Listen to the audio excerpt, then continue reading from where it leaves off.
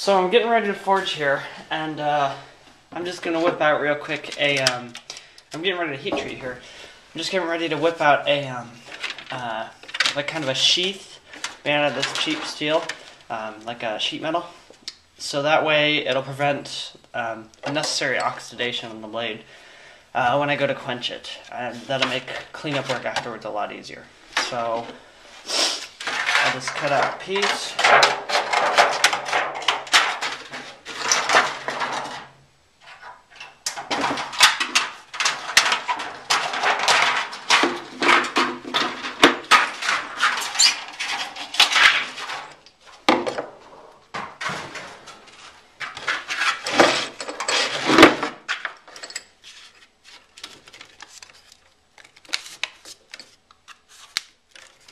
And this is to prevent oxygen from coming into the blades as they're heating up.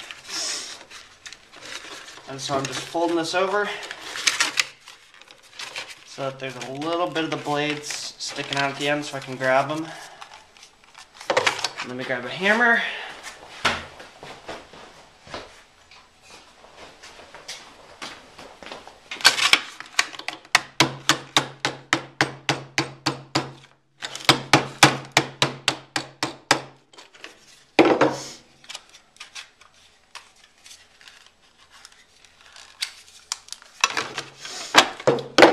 Pretty good right there. They go in pretty easy. And that's all there is to it. Both those blades will fit in there and get red hot. So here's my forge.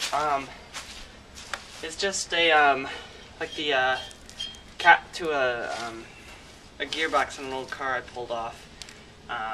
Drilled some hole in the bottom, hooked it up with some pipes, and I got a hairdryer hooked up to it. It runs charcoal or coal pretty well. I've done both. And over here I've got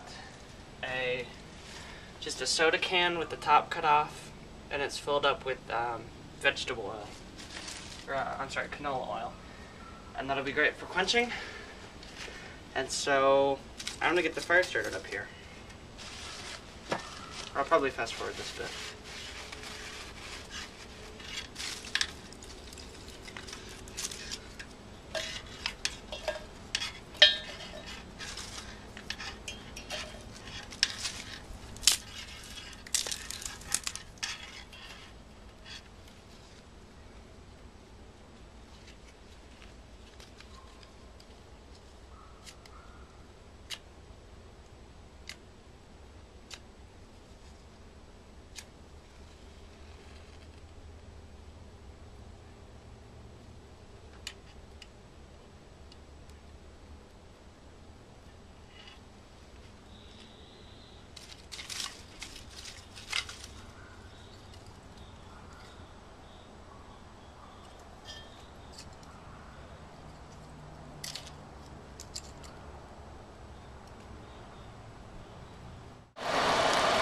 So I know it's a little bit difficult to see there with the sun, but it's running now. Got it hooked up to that lovely pink hair dryer. I'm just using briquette charcoal because that was the cheapest thing I could find. I could find like a 16-pound bag for a little less than $7. So that's what I was using today. Usually I just use whatever's cheapest. It works just fine. I've heat treated several knives like this, and it does pretty well. So I'll start the camera again when those knives get up to temperature. You can see them right in there, heating up now.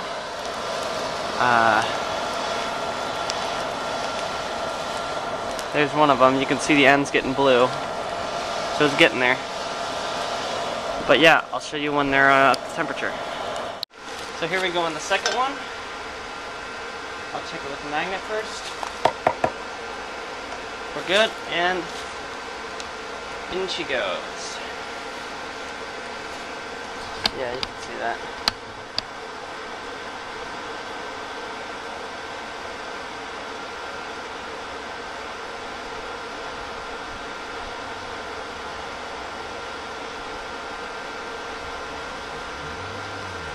And then, before these are completely cool, I'll check them for straightness.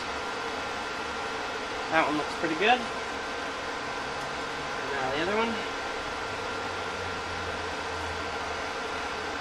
Yep, they both look pretty good, so I don't have to straighten them out. And that's about it. If you're wondering about this, it's just some forging I'm doing while I have the forge hot.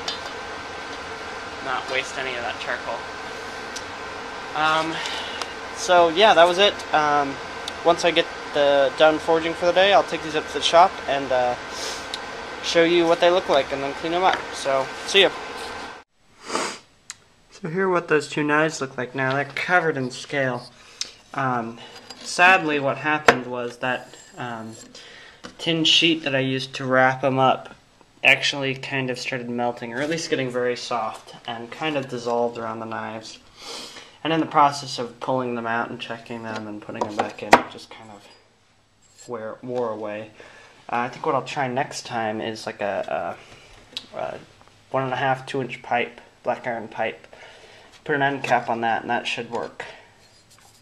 But as it is, I don't think cleanup will be too much of a problem. I mean, just a lot of handwork. I haven't done anything to these yet except run them under a faucet. But I'll take a wire brush.